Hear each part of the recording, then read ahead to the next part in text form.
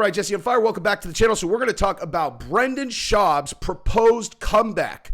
Rogan and Bryan Callen discussed this on the Rogan podcast that they did together. Rogan had some choice words for Callen, who is trying to get Schaub to come back to fighting. He wanted him to fight against a very specific opponent. I'm going to comment on that, and I'm going to tell you what I think that Schaub should do, because I agree that he should come back and fight, just not the opponent that he is saying and not in the promotion that he was suggesting. So I'm going to get into all of that, all right? Because, yeah, I mean, it's on the table now, so we're going to discuss it. And, again, Rogan had some very choice words for that idea. And then we're going to talk about Conor McGregor at the Anthony Joshua fight, because he showed up there with a very notable crew, you know, an army of girls that I'm going to show. I mean, if you haven't seen this, you should definitely sit back. I'm going to show you a behind the scenes clip of him getting off the bus with his crew. Wife definitely not there.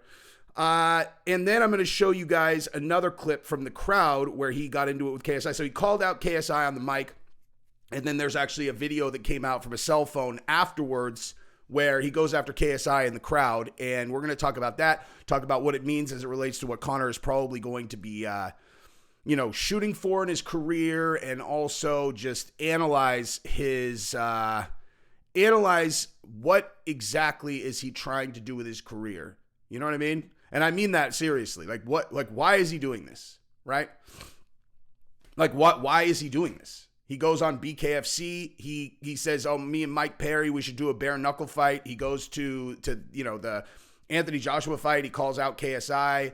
He says he doesn't want to fight Michael Chandler. Then he announces that they are fighting. You know, Dana implies that he's just been messing with Chandler this whole time, which is highly probable. You know, highly probable.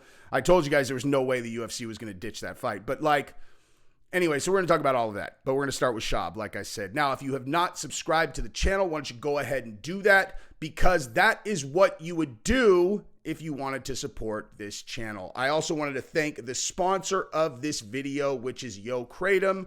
It is the best source of kratom on the internet. You guys know it if you watch my channel all the time. Yo Kratom, $60 kilograms. It is the best in the world. 2-day delivery. You'll love it. I just got a delivery of a lot of kratom yesterday. Anyway, so let's discuss the topic at hand. So, all right. Let's start with the video of Rogan and Callen. Whoops, that is not the right thing right there.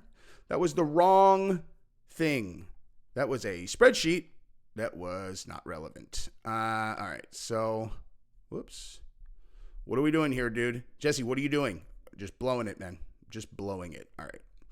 So we are going to do this. There's got to be a better way of managing OBS than what I do, but nonetheless, let's rock. All right, so this is the clip from the Rogan podcast with Bryan Callen, and let's go. So last week, Jorge Masvidal made an appearance on The Fighter and the Kid with Brendan Schaub and Bryan Callen. During the podcast, Jorge was telling Brendan that he should fight Derek Lewis in Gamebred Promotions. This was before Derek re-signed an 8-fight deal with the UFC.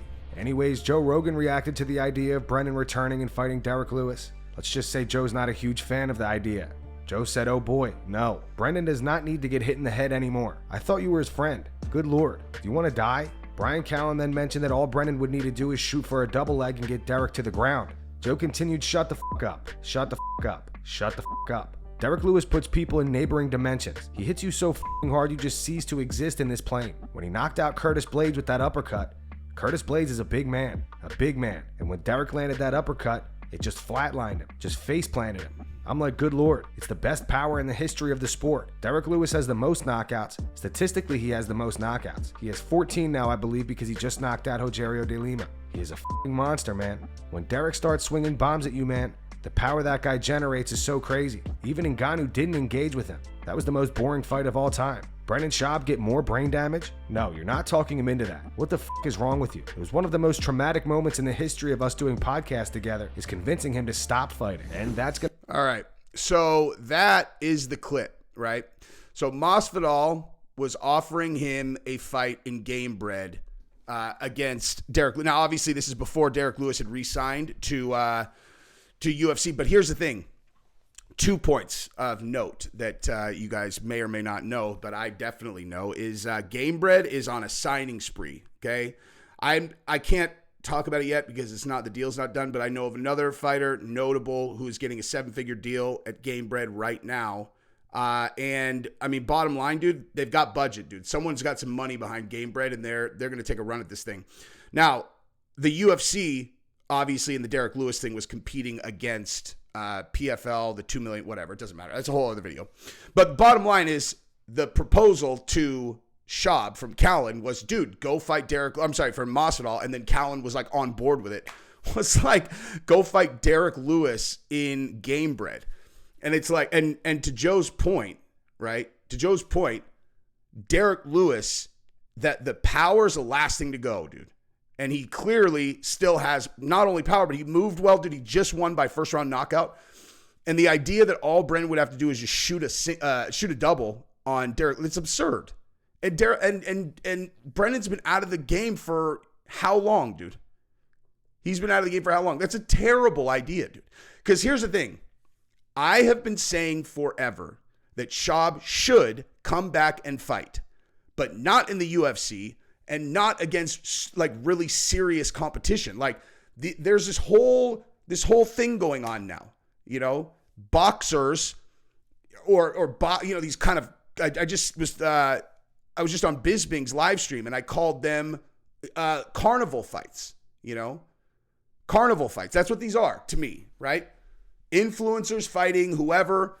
Schaub was a fighter in the UFC, now is an influencer. He just signed a huge new podcast deal too. Like that's what he is now. He is a podcaster, a comedian, whatever. And what I've always said is I'm like, dude, these people I mean, there's never been a person who's more bullied online than Schaub, dude.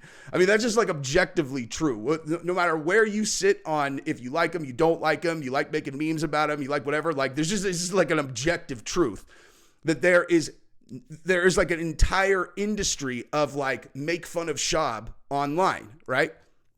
And it's like it had a serious effect on his life. You know what I mean?